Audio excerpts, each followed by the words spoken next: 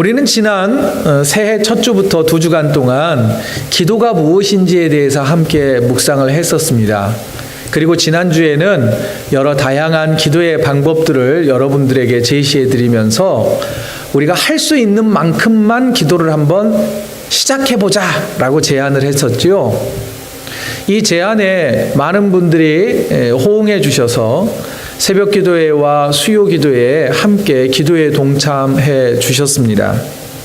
기대하기는 더 많은 성도들이, 더 욕심부리기는 우리 나무십자가 온 교회 성도들이 이 기도하는 일에 동참하기를 소망해 봅니다. 자, 오늘부터서는요, 무려 7주 내지 9주 동안 주님이 가르쳐 주신 기도, 곧 주기도에 대하여서 함께 묵상을 하려고 합니다.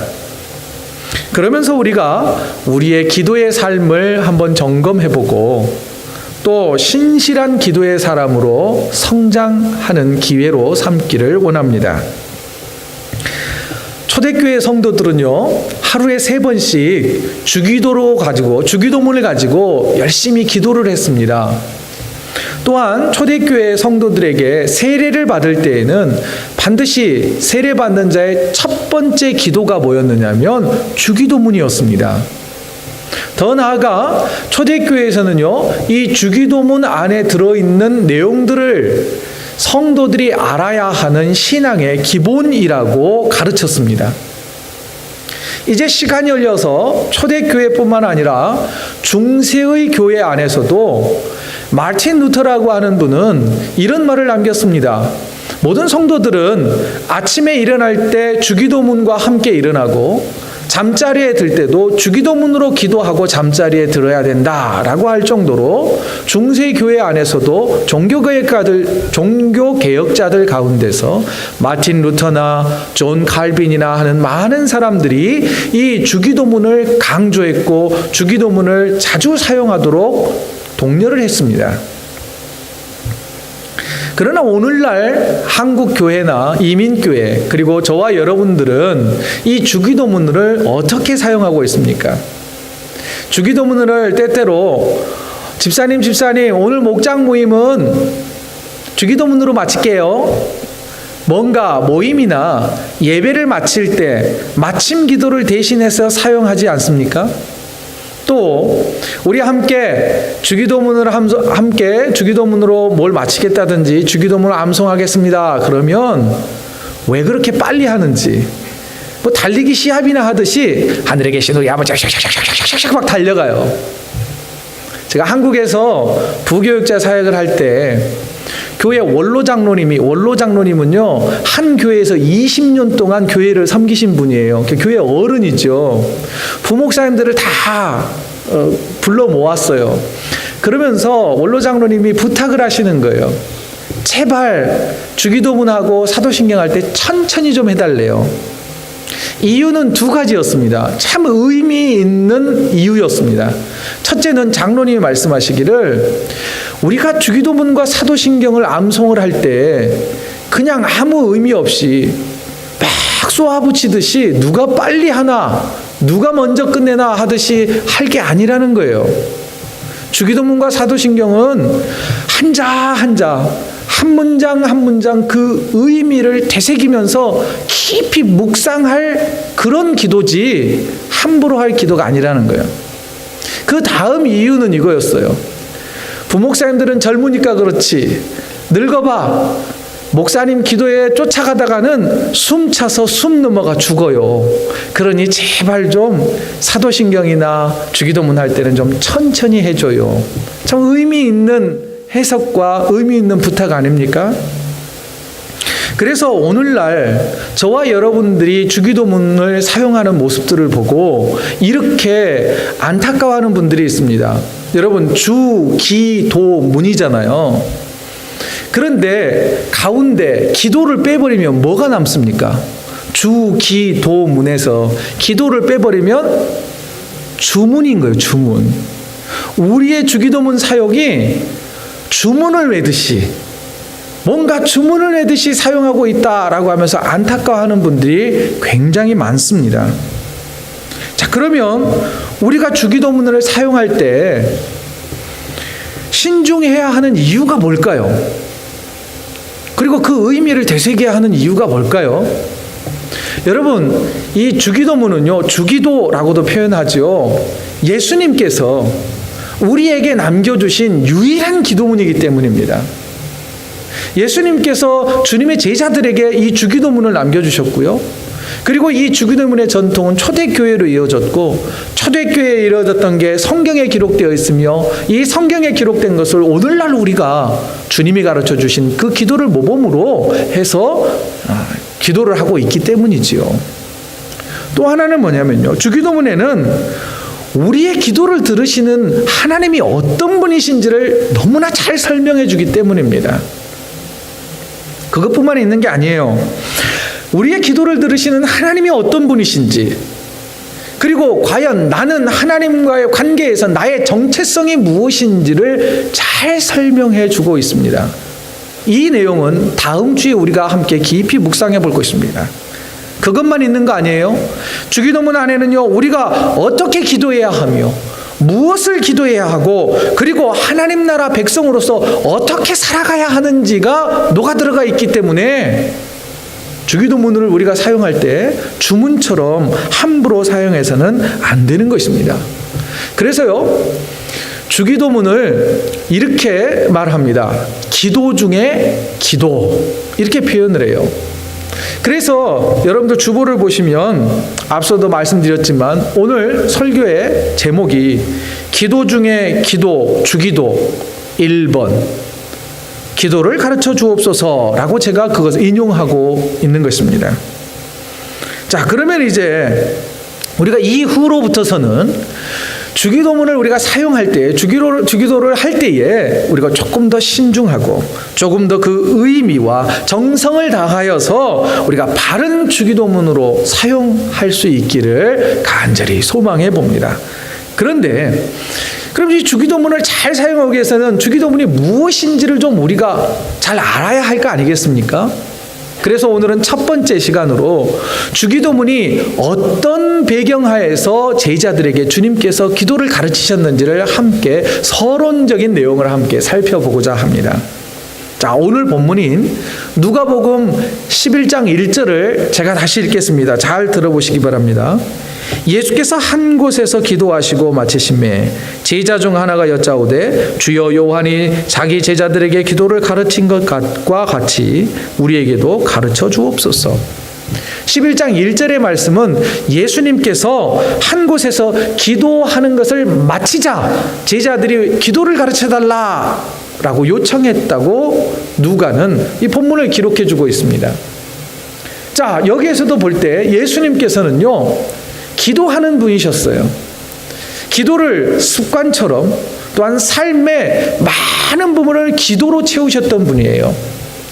그래서 예수님은 공생애의 시작도 기도로 하셨고 공생애의 마지막 죽음도 기도로 마치고 있다라고 말씀할 수 있습니다. 보십시오. 예수님께서 공생애를 시작하시기 전에 광야에 가셔서 40일 동안 금식 기도하시면서 공생애를 준비하셨죠.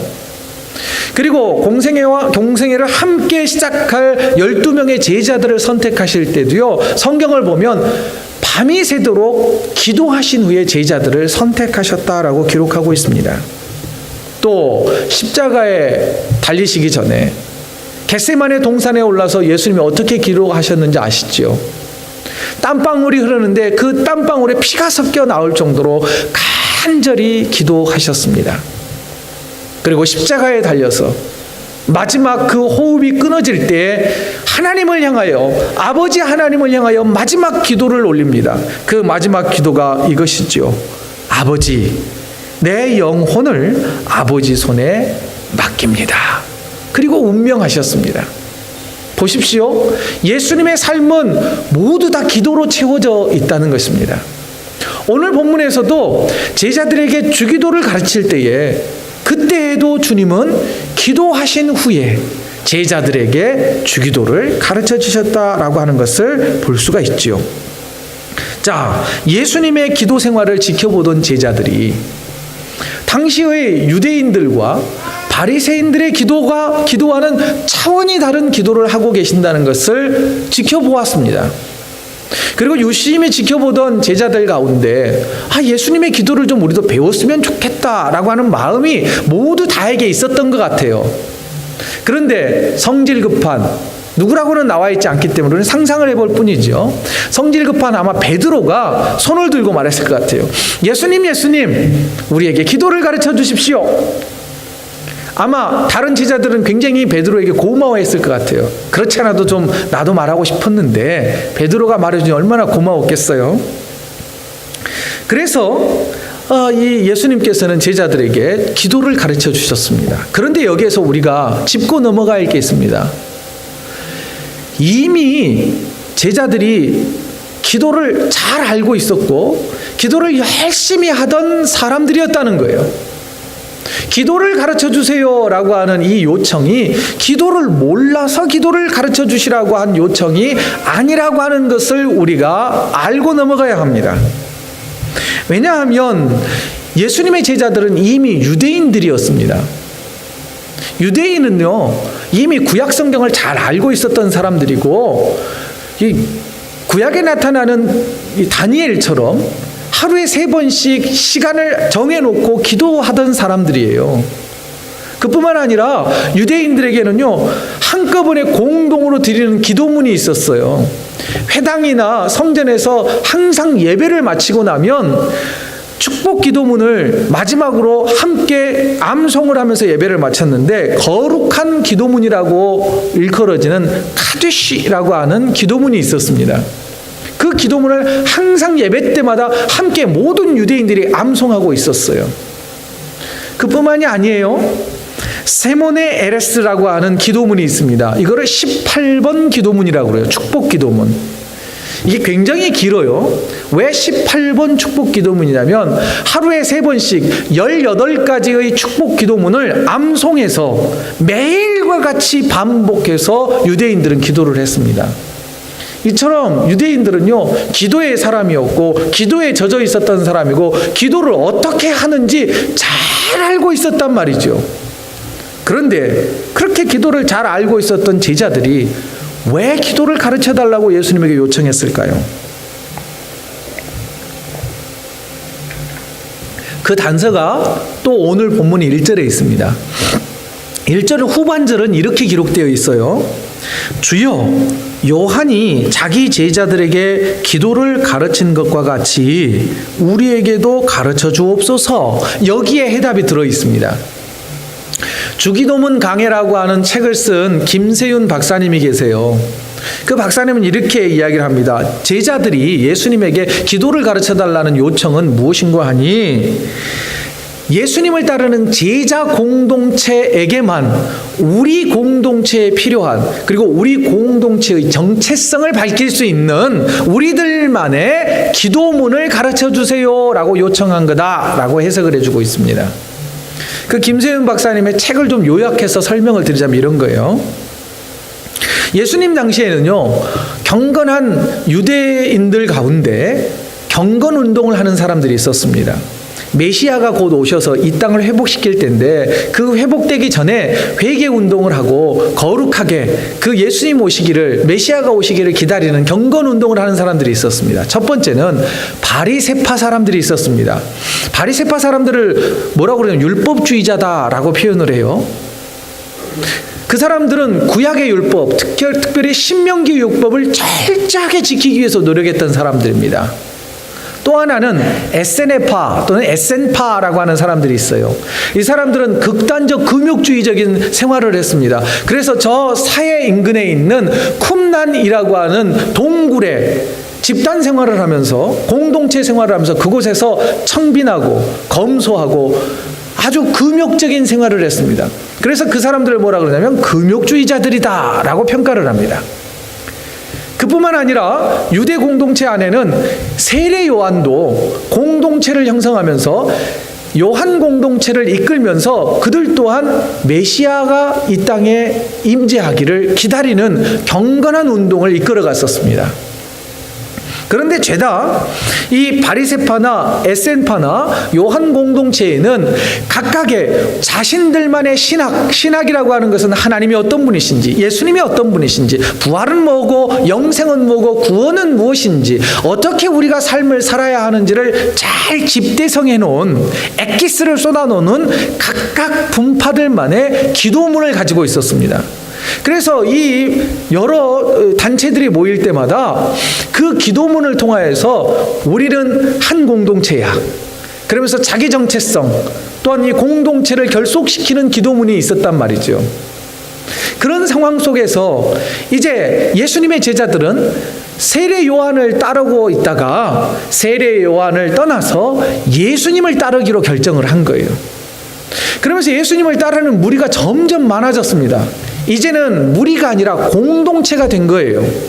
그리고 세례 요한이 선포했던 복음과 예수님이 선포했던 복음이 약간의 차이가 있습니다.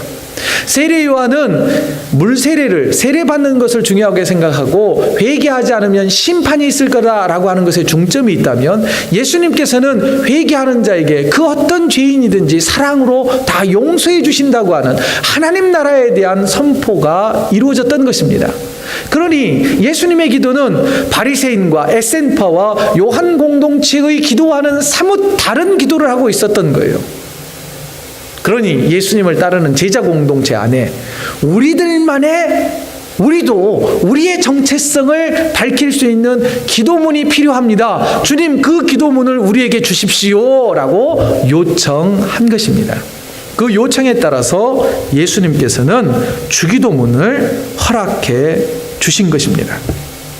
자, 그렇다면 이런 의미에서 볼 때 주기도문이라고 하는 것은요, 예수를 구주로 믿고 따르는 제자 공동체의 정체성을 밝혀주는 기도문이라는 거예요. 더 나아가 주기도문은 예수님의 가르침과 사역 전체를 요약해주는 기도문이라는 거예요. 그렇다면 저와 여러분들은 오늘날 이렇게 말하잖아요. 우리는 예수님의 제자입니다.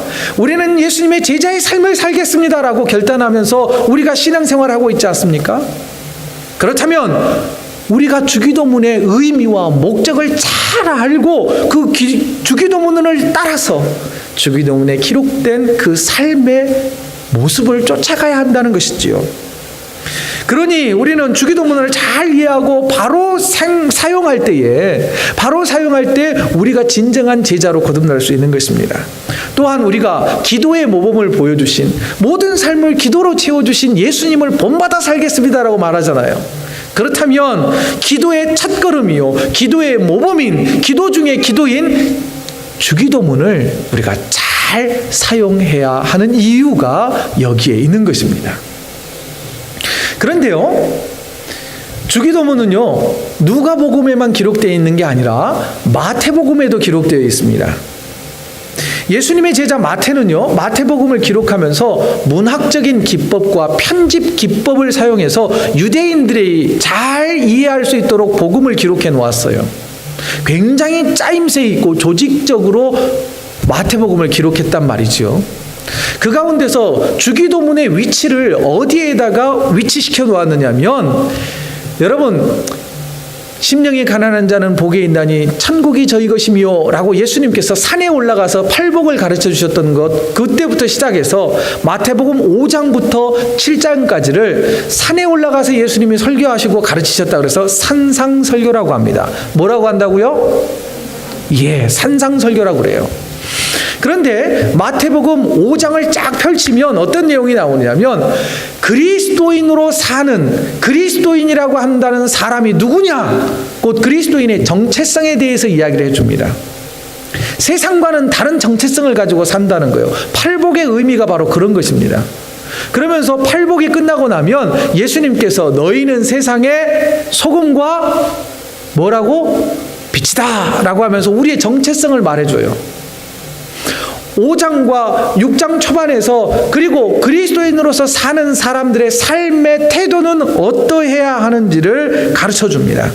삶의 방식이 무엇인지를 가르쳐줘요. 그리고 나서 이제 이 산상수훈이 끝날 때 7장 가면 6장 후반절부터 7장까지를 가면 구체적으로 이렇게 나와요. 그리스도인의 정체성을 가진 사람들이 어떤 삶을 구체적으로 살아야 하는지를 이야기해 줍니다. 그리고 구별된 그리스도인의 정체성으로 살기 위해서 무엇을 결단해야 하는지를 말해준다는 거예요. 결국 뭐냐면 그리스도인이란 이런 사람입니다 라고 하는 것을 5장과 7장에 꼭 우리 샌드위치를 쌀 때 빵이 위아래로 덮는 것처럼 딱 잡고 있는 거예요. 그리스도인의 정체성을 이야기해줘요. 중간에 햄이 됐든 뭐가 됐든 안고 가장 중요하다라고 하는 부분을 뭘로 채우느냐 하면 그리스도인의 생활, 삶으로 채웁니다. 지금 이게 그림이 있으면 훨씬 잘 설명이 되는데 아깝습니다. 제가 끝나고 카톡으로 보내드릴게요. 자, 가운데가 뭐가 들어있다고요? 그리스도인의 삶을 어떻게 살아야 되는지. 그런데 거기에 그리스도인의 삶의 중심이 뭘로 이루어졌느냐면 기도로 이루어졌습니다. 그 기도에 대해서 설명하면서 그 한 중간에 뭐가 들어있느냐면 가장 중심에 주기도문이 들어있는 거예요.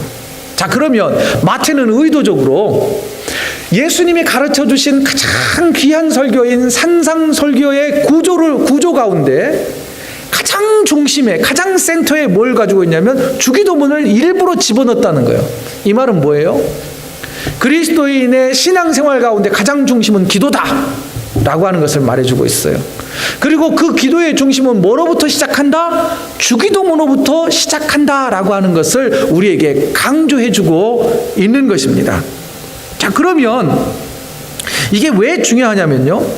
또한 이 마태복음에 기록되어 있는 이 주기도문은요, 바람직한 그리스도인의 생활이 무엇인지, 그리고 이를 통하여서 기도가 예수님의 제자로 살아가는 출발점이고 중심이고 가장 중요한 것이라고 말해준다는 거예요. 곧 주기도는 예수님을 따르는 모든 성도들의 자기 정체성과 삶의 목적과 방향을 제시해주는 가장 중요한 스탠다드라고 하는 것을 우리에게 말해주고 있다는 것입니다. 자, 그렇다면 여러분, 우리 삶의 중심이에요. 기도의 중심이 뭐라고요? 주기도문이에요. 그러니 우리가 주기도문을 잘 이해한 이후에 우리가 기도하면 하나님의 응답이 더 빠르게 나타나지 않을까 저는 기대해 봅니다. 자, 이런 배경하에서 예수님께서는 제자들에게 주기도문을 가르치셨어요. 그런데 본격적으로 예수님께서 제자들에게 주기도문을 가르치시기 전에 먼저 당시 유대인들의 제자들의 기도 생활도 마찬가지입니다. 하지 말아야 할 기도 이 패턴에 대해서 이야기를 해줘요. 그러면서 예수님께서 이렇게 말씀하세요. 이렇게 기도하지 말라. 뭐라고요? 이렇게 기도하지 말라. 두 가지가 있습니다. 마태복음 5장 6절에 이렇게 돼 있어요. 또 너희는 기도할 때에 외식하는 자와 같이 하지 말라. 저를 따라 하십시오. 외식하는 기도를 하지 말라. 아이고, 목사님, 외식하러 갔을 때는 기도하지 말라고요? 여기에서 외식이라는 말은 밖에 나가서 밥 사 먹는다는 의미가 아닙니다. 외식이라는 말은요, 이런 말이에요. 겉으로만 착한 채 하고 거룩한 채 기도한다는 표현입니다. 외식하는 사람, 이런 사람들을 조금 더 알기 쉽게 표현한 단어가 뭐냐면 위선자라고 하는 거예요. 또 외식이라고 하는 단어는요, 연극 배우가 무대에 올라서 다른 사람의 삶을 표현하는 것처럼, 이 말은 뭐예요? 겉과 속이 다른 거예요. 겉과 속이 다른 기도를 하고 있는 거예요. 예수님은 당시 유대인들의 기도하는 모습을 외식하는 기도다라고 평가를 하신 것입니다. 그러면서 외식하는 기도 드리지 말라라고 하셨어요. 그러면 도대체 유대인들의 외식하는 기도가 어떤 모습으로 나타났을까요? 유대인들은요, 기도할 때 사람들에게 보이려고 기도했습니다. 그래서 회당에 나아가서 일부러 손을 들고 기도하기도 하고요, 길거리에 서서 막 큰 소리로 기도를 해요. 또한 회개 기도할 때는요, 퍼포먼스를 막 합니다. 우리가 베옷을 입는다라고 성경은 나와 있는데, 왜 장례 치를 때 이 장례 의복 있지 않습니까? 그걸 입고 나와서 기도를 하는 거예요. 그러면서 저는 나를 완전히 죽이면서 주님 앞에 회개합니다. 또 하나, 집에서 이제 음식 해 먹고 아궁이에 있던 재 있지 않습니까? 재를 떠다가 머리에다 막 이렇게 끼워 얹으면서 제가 이렇게 하나님 앞에 회개합니다라고 하는 거, 퍼포먼스를 많이 했다는 거예요. 이 말은 뭐냐면, 내가 이만큼 경건한 사람이야. 내가 지금 이렇게 간절하게 기도하고 있어. 잘 봐. 내가 이런 사람이야. 사람들에게 보여주려고 기도했다는 거예요. 예수님께서는 당시 유대인들이 가난한 사람들을 돕는 것도, 금식하는 것도 죄다 이처럼 남에게 보이기 위하여 사람의 시선에 의식하면서 했다라고 지적하고 있습니다. 여러분, 기도의 목적이 무엇이라고 배워왔습니까? 기도의 목적은 하나님의 영광을 구하는 거예요. 또한 여러분, 하나님의 영광을 구하지 아니하고 유대인들은 오직 자신의 영광을 위하여 기도를 이용하고 사용했다라고 주님은 지적하고 있는 거예요. 오늘날 성도들은 유대인들처럼 막 상복을 입고 나와서 기도하거나 아니면 머리에 막 재를 뿌리고 기도하는 사람 없겠죠. 그렇게 기도하면 다 미쳤다 그러겠죠. 이상하다고. 그런데 우리의 기도 생활을 한번 되돌아보죠. 우리의 기도 생활은 유대인들의 기도, 그 외식하는 기도와 같지 않나요? 상당 부분 닮아 있지 않습니까? 아니라고 자신 있게 말할 수 있는 분이 그리 많지 않을 것입니다. 간혹 새벽 기도를 하다 보면은요, 졸 때가 있어요. 그래서 한참 졸다가 옆에서 뭔가 바스락거리는 소리가 나면 저 안 잡니다 라고 하는 것을 의식적으로, 누가 물어보지도 않았는데 저 안 잡니다 라고 하는 것을 표현하기 위해서 난데없이 저는 이럴 때가 있어요. 주여, 이렇게 할 때가 있어요. 그런데 더 이렇게 부끄럽고 창피한 일은 뭐냐면, 어느 날인가는 저도 모르게 이게 졸았어요. 졸다가 깜짝 깬 거예요. 근데 무슨 소리가 났는데 그 소리가 뭔지 아세요? 무슨 소리가요? 쟤한테 나는 거예요. 너무나 놀래가지고 주여 하고 또 기도를 하는 거예요. 그때 뒤에 집사님들이 또 계셨거든요. 아, 이거 막 화끈거리고 창피해가지고 그때부터 더 막 소리를 내서 막 기도하기 시작을 했어요. 또 삶은 그렇지 못하면서 기도할 때 온갖 예쁜 수식어, 또한 성경 말씀을 죄다 다 인용을 하는 그런 기도를 드릴 때가 있잖아요. 어느 집사님보다 더 기도 많이 한다라고 하는 이 소리 듣고 싶어서 어떻게든 기도의 시간을 늘리려고 막 경쟁하지 않습니까? 또 부목사로 이렇게 섬기던 교회에서는 다른 교회에서 오신 분이 왜 그렇게 기도를 많이 하는지, 오래 하는지, 문 잠그고 나가야 되는데 아침 8시 반이 됐는데도 안 나가는 거예요. 그런데 목사가 이제 그만하고 갑시다 할 수도 없으니까 기도하면서 주여 주여, 심지어는요 너무 오래 기도하니까 이렇게 기도해요. 주님, 이제 그만 응답해 주시고 빨리 돌아가게 해주시고, 이런 기도를 했다니까요. 이게 죄다 무슨 기도예요? 사람을 의식하는 기도 아닙니까? 혼자 기도할 때는 안 그러는데 함께 기도할 때, 누군가 같이 기도할 때는 꼭 이런 모습들이 제 모습 속에 많이 나타납니다. 여러분들은 안 그러신가요? 우리는 생각보다 기도할 때에 하나님을 의식하면서 기도하기보다는 사람을 의식하면서 기도할 때가 굉장히 많다는 것입니다. 이런 기도를 예수님은 외식하는 기도다, 이런 기도 하지 말아라 라고 주님은 단호하게 말씀하셨습니다. 그 대신에 하나님께만 집중해서 기도해라 라고 말씀하셨어요. 그런 기도를 뭐라 그러냐면, 골방에 들어가서 문을 닫고 기도해라. 그래서 은밀히 계시는 중에 보시는 주님께 기도해라 라고 말씀하셨습니다. 여러분, 골방에 들어가서 기도한다는 말은 뭐 실질적으로 기도 방이 있으면 좋겠지요. 이 말은 물리적으로 기도를 방해하는 모든 것들을 좀 차단하라. 또한 은밀하게 문을 닫는다는 것은 하나님께만 집중할 수 있도록 내 삶과 내 영혼을 집중해서 하나님을 바라보라 라고 하는 예수님의 조언이신 것입니다. 하지만 하나님께 집중하는 게 쉽지 않아요. 그렇기 때문에 우리가 더더욱 최선을 다해서 하나님 앞에 집중하는 기도를 드리도록 노력해야 하는 것입니다. 왜냐하면 우리의 기도가 하나님께 집중하지 아니하고 사람을 의식하는 그 순간 우리의 기도는 변질되기 시작하기 때문입니다. 또 하나, 두 번째, 예수님이 이런 기도하지 말라 그러는데 따라서 하십시오. 중언부언 기도하지 말라. 예, 중언부언한다라고 하는 표현은요, 한 소리 또 하고 한 말 또 하고 한 말 또 하고 한 말 또 하는 이런 기도를 말합니다. 예, 물론 여러분 기도 응답이 급할 때 하나님 앞에 같은 것 계속 주님 앞에 구할 때가 있습니다. 또 작정해서 기도해야 될 때가 있죠. 금식하며 기간을 정하고 아주 집중해서 계속 반복적으로 기도해야 할 때가 있습니다. 그런 기도를 하지 말라는 게 아니에요. 여기서 중언부언하지 말라라는 기도는요, 의미 없는 소리를 되뇌이지 말라는 거예요. 하나님을 우상처럼 여기고 우상을 섬기는 우상 숭배자들이 기도하듯 하지 말라라고 하는 말씀입니다. 이건 뭐냐면요, 중언부언하는 기도는 이런 거예요. 나의 노력과 공로로 신을 감동시켜서 내가 원하는 기도를 받아내겠다라고 하는 거예요. 여러분, 기도는 뭔가요? 우리의 뭐 어떤 공로를 쌓아서 하나님이 그래 잘했다, 너 참 수고했다, 그만큼 하면 됐다라고 우리에게 상으로 주시는 건가요? 아니에요. 기도는 하나님이 우리에게 거저 주시는 선물이에요. 은혜예요. 기도 응답은 전적으로 하나님의 주권이라고 하는 것입니다. 그러나 이방인들은요, 그렇지 않았습니다.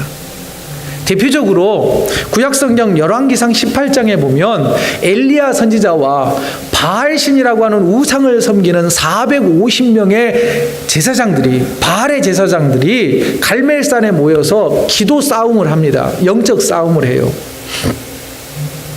자, 450대 1의 싸움이에요. 그러면서 이제 딱 시간을 정해놓고 싸움을 하는 거예요. 엘리야가 먼저, 자, 기도해봐. 너네가 섬기는 그 바알신이 이 제단에 불을 내려주나 안 내려주나 먼저 기도해봐 라고 먼저 바통을 넘겼습니다. 그러자 성경을 보니까 이렇게 돼 있어요. 바알 숭배자들이 아침부터 낮이 되도록 열심히 기도했다는 거예요. 그런데 기도의 내용이 뭐냐면 한결같아요. 바알이여 우리에게 응답하소서, 이거요. 한나절 동안 계속 이것만 외쳐대는 거예요. 바알이여 우리에게 응답하소서, 바알이여 우리에게 응답하소서. 이게 문장이 좀 길잖아요. 그러니까 아무래도 이랬을 것 같아요. 저는 상상력을 좀 동원해 봅니다. 바알 바알 바알 바알 바알 바알 바알 바알 바알 바알 바알 바알, 왠지 방언하는 것 같죠? 바알 신의 이름을 막 부르는 거예요. 바알 바알 바알 바알 바알. 그래도 기도 응답이 없습니다. 이 바알의 제사장들은 생각을 했어요. 아, 우리의 정성이 부족한 것보다 우리의 정성을 더 들여서 바알신을 감동시켜보자. 그러면서 창을 꺼내고 칼을 꺼내 들어서 몸을 자해하기 시작을 합니다. 이렇게 해도 기도 응답을 안 해주시겠습니까? 그러나 끝내 기도가 응답되지 않았습니다. 기도 응답은 하나님 앞에 기도했던 엘리야에게 임하였습니다. 엘리야가 기도하자 그 제단에 불이 내려와 이 영적 기도 싸움에서 하나님이 승리자이심을 정확하게 보여주셨던 것입니다. 사랑하는 성도 여러분, 우리는 간혹 기도할 때에 중언부언하는 기도를 할 때가 있습니다. 하나님을 우상처럼 바알처럼 생각하면서 내가 뭔가를 희생하고 특별한 것을 내걸어야만 하나님이 기도에 응답해 주신다고 생각할 때가 있다는 것입니다. 주님은 이런 기도 하지 말아라 라고 말씀해 주고 있습니다. 여러분, 이번 주 기도문 기도를 한번 펼쳐 보실래요? 주보 안쪽에 있습니다. 이 기도문 기도가 이 김치영 목사님이 남겨놓으신 기도문인데요. 기도 제목이 기도하는 법을 가르치소서. 그 두 번째 단락을 한번 보십시오. 두 번째 단락. 제가 한번 읽습니다. 눈으로 한번 따라 읽어보십시오. 나의 기도가 내가 원하는 것을 얻어내기 위해 드리는 무속신앙의 기도가 되지 않기를 당신께 기도합니다. 기도를 통해 신을 움직이고 나의 소원을 들어주기를 원하는 유혹에 빠지지 않도록 하시옵소서. 나의 기도가 손뼉을 치고 열광하여 주체성을 잃고 역사 속에 주어진 당신의 과제를 상실하여 허공을 맴도는 기도가 되지 않게 하소서. 이 기도가 우리 한 주간의 기도가 되어지길 원합니다. 여러분, 중언부언하는 기도는요, 허공을 멈도는 기도일 뿐입니다. 사랑하는 성도 여러분, 주님이 명령하십니다. 중언부언하는 기도를 하지 말라. 여러분, 기도는 무엇입니까? 중언부언하는 것이 아닙니다. 주님과의 대화요, 인격적인 만남과 사귐인 것입니다. 기도가 하나님과의 인격적인 소통이라는 것을 기억하십시오. 그렇기 때문에 우리는 더 이상 중언부언하는 기도를 해서는 안 되는 것입니다. 기도를 통해 하나님과 교제하고 사귐이 더욱 친밀해져야 하는 것입니다. 기도하면 할수록 우리가 하나님을 설득시키려고 하는 것이 아니라 우리가 하나님께 설득되고 하나님의 뜻에 순종하기를 결단해야 하는 것입니다. 사랑하는 성도 여러분, 우리가 주님이 이런 기도하지 말라 라고 하셨으니 우리는 바른 기도를 해야 될 거 아닙니까? 바른 기도를 원하는 저와 여러분들에게 주님께서는 주기도문을 허락해 주셨습니다. 또한 어떻게 기도합니까? 어떻게 기도해야 될지를 모르겠습니다. 목사님, 기도를 가르쳐 주세요. 예수님께서 모범 기도문을 우리에게 주셨습니다. 그게 바로 주기도문입니다. 도대체 기도해도 소용이 없고 도대체 하나님이 응답해 주시는지 나는 모르겠다라고 실망하고 계십니까? 또한 내가 누구이며 도대체 내가 어떻게 살아야 하는지를 도대체 모르겠습니까? 나의 정체성이 무엇인지 갈피를 잡지 못하시겠습니까? 그렇다면 그런 분들에게 주기도문이 답을 줄 것입니다. 도무지 기도도 되지 않고 답답한 상황에 놓여 있습니까? 왜 그럴 때 있죠? 기도도 나오지 않을 때가 있습니다. 그때 그런 상황에 처해 있다면 여러분, 주기도문을 펴놓으시고 한자 읽어가십시오. 그때 주님께서 여러분의 기도를 들으실 것입니다. 사랑하는 성도 여러분, 온전한 사람, 기도의 사람이 되기 위하여 먼저 하나님을 의식하십시오. 사람의 시선을 의식하지 않는 저와 여러분이 되어지기를 바랍니다. 또한 하나님은 내 힘과 정성으로 움직일 수 있는 분이 아닙니다. 그런 분이 아니라고 하는 것을 인정하고 기억하십시오. 하나님의 뜻에 순종하는 기도자가 되십시오. 그때 우리 하늘 아버지께서는 우리에게 필요한 것이 무엇인지 알고 계시는 아버지께서는 다양한 방법으로 우리의 기도에 응답해 주실 것입니다. 마지막으로 우리가 이런 신실한 기도자가 되기로 결단하신다면 우리의 마음을 담아 주기도로 함께 기도하며 오늘의 말씀을 마치도록 하겠습니다. 이 시간 새번역 주기도문으로 함께 주기도문 하시면서 말씀을 정리하겠습니다. 다 같이 주기도문 합니다. 하늘에 계신 우리 아버지의 이름을 거룩하게 하시며 아버지의 나라가 오게 하시며 아버지의 뜻이 하늘에서와 같이 땅에서도 이루어지게 하소서. 오늘 우리에게 일용할 양식을 주시고 우리가 우리에게 잘못한 사람을 용서하여 준 것 같이 우리 죄를 용서하여 주시고 우리를 시험에 빠지지 않게 하시고 악에서 구하소서. 나라와 권능과 영광이 영원히 아버지의 것입니다. 아멘.